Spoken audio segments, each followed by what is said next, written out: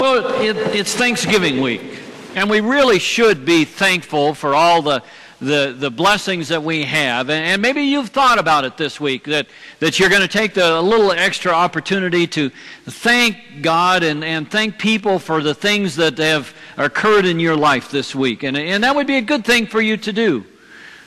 But I want you to think about what you are thankful for this morning. So I've got a few things for you to think about. How many of you have food in your refrigerator? Clothes on your back, roof overhead, place to lay your head at night?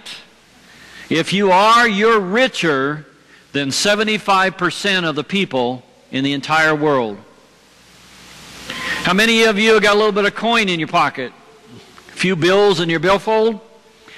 Maybe a little bit of spare change in that little cup that you put next to your bed at night so you empty your pockets into? I got a bank on the backside of my dresser. If you've put a little bit of loose change into that, you are actually richer, or you are considered to be in the top 8% of the richest people in the world, even if you just got a few dollars in your pocket. If you woke up this morning with health better than illness, you are more fortunate than the million people who will not survive this week. If you've never experienced battle, if you've never had to, or you've never been woken up not by the alarm clock, but because some bomb outside your house has gone off, or if you can look out your window at the world and not have to look through bars because somebody's thrown you in prison for your particular opinion, if you've never known the agony of torture or the pangs of starvation, then you are actually ahead of more than 500 million people in this world. Because you're here this morning and you're attending this worship service or any other religion-related activity or meeting, and you can do it without fear of harassment or arrest or torture or even death, then you are fortunate, because there's billions of people in this world that can't say that. You know, when you start looking at those numbers and start thinking about those things, we really do have things to be thankful for. Now, we might be thankful that we've got a car to drive. We might be thankful that we've got a new car to drive. We might be thankful that we've got our family gathered around us. We may be thankful that we've even got a place to live. You see, unfortunately, our thanksgiving a lot of times, and the impression that we have to thank somebody or we're thankful for something is almost directly tied to the possessions that we have. What Paul is trying to tell the Ephesians is that's not the only thing that you have that you need to be thankful for. But we get so tied up in the things that we have possessed, the things that have been given to us, or the things that we have or are part of our life, and that we think we have to have, that sometimes we lose sight of the fact that those intangible things, those invisible things, are actually more valuable than all the gold or silver that we might try to hang on to. And that's what Paul was trying to tell the Ephesians. He was starting out his letter by telling them not only is he thankful for them, but he thanks God every day for them, just as I do, and hopefully you do. I wake up every morning saying thanks to God that I'm back in my hometown. I thank God that I've got all my family and friends gathered around me. I'm thankful that my children have all established themselves very nicely in their professions and have established their families and are enjoying life to the fullest. Well, maybe not the youngest one. They're living in an apartment right now that's too small. But, you know, eventually they're going to be there. And so I'm thankful for that. That's not anything I can put my hand on. But I can put my heart on it. Because that's the thing that we should be thankful for. You see, it's the things that are eternal, that we're going to carry on, these relationships that we have with people, that are going to be a lot more valuable than any possessions that we have, including our houses, cars, and any account balances that we may have. If we start to put our faith and value in them, we really don't need God now, do we? And that, I think, is what Paul was afraid of, is that the Ephesians were going to be locked into so much into that possession side of thanksgiving that they were going to forget about the things that you can't always see that are a lot more valuable.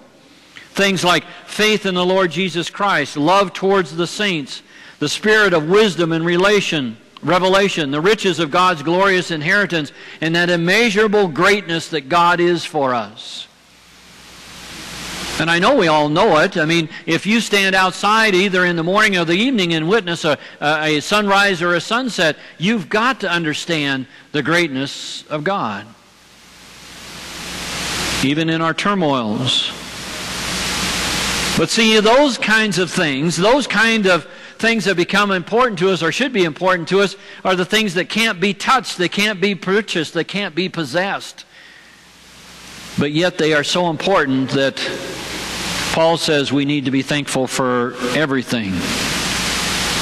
You know, it's not like our food or cars or clothing or boats or homes or anything else that we may have.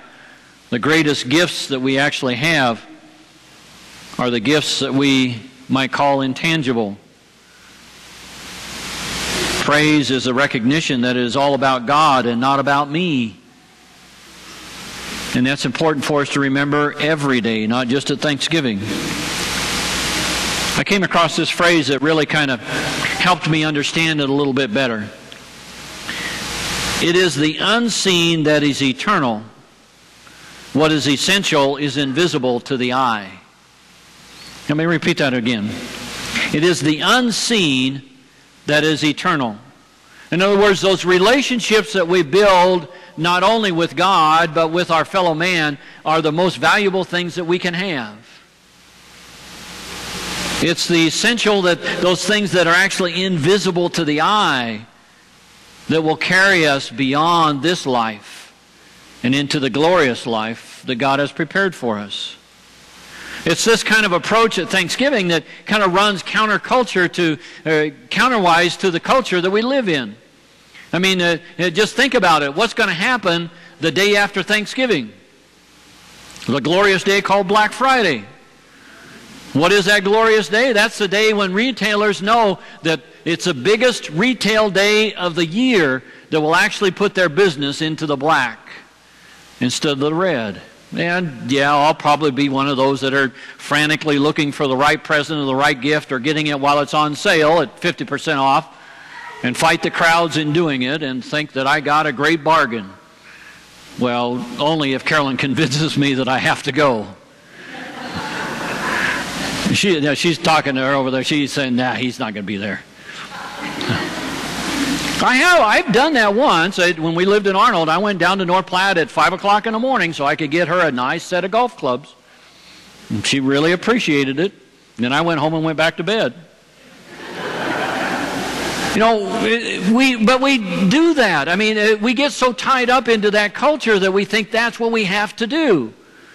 That we have to buy and possess everything that we possibly can, because that's going to make us happy. But we can't take it with us, folks. There's a phrase that rings in my mind every once in a while. You've never seen a hearse pulling a U-Haul trailer behind it. We can't take it with us. So why not build up the things that are most important, the eternal things, the internal things, those relationships that we have with our spouses, with our parents, with our children.